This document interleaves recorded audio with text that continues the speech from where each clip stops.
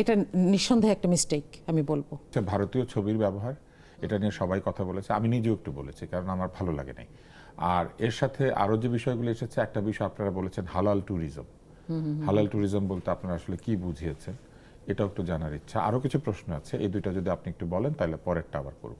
আচ্ছা আচ্ছা, ছবিটা হচ্ছে আসলে এটা জাস্ট প্রেজেন্টেশনে ব্যবহার করা হয়েছে এবং এইটা সম্ভবত ওপেন সোর্স কোনো একটা জায়গা থেকে নেওয়া হয়েছে, যেটা আসলে ওই দেশের। তো এখানে আমি কোনো সমস্যা দেখি না, কারণ দেখেন রাষ্ট্র হিসেবে আমরা ভারত বিরোধী এটা বলবো না, ভারতের আগ্রাসী মনোভাবের বিরোধী অথবা ভারতের আধিপত্যবাদের বিরোধী আমরা বাংলাদেশের সবাই, তাই না? আমরা এটা পছন্দ করি না যে রাষ্ট্র হিসেবে ভারত আমাদের উপর এসে খবরদারি করুক, আমাদের থেকে পালিয়ে যাওয়া একজন দুষ্কৃতিকারীকে জায়গা দিক। কিন্তু এখানে ছবি, এটা নিঃসন্দেহে একটা মিস্টেক আমি বলবো, এটা করা উচিত হয় নাই। কিন্তু এইটার আসলে এটার পিছনে তার কোনো ইন্টেনশন থাকার কোনো কারণ নাই।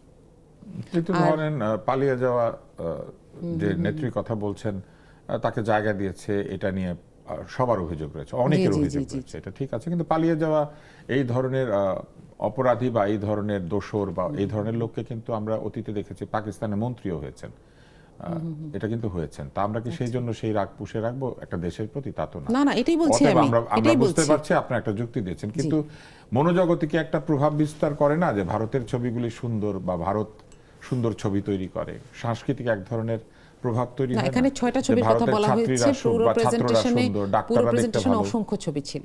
হ্যাঁ, তো সেখানে 6টাকে ওপেন সোর্স কোনো একটা জায়গা থেকে নেওয়ার কারণে এটা আমি বলবো এটা অ্যাক্সিডেন্ট এন্ড মিস্টেক।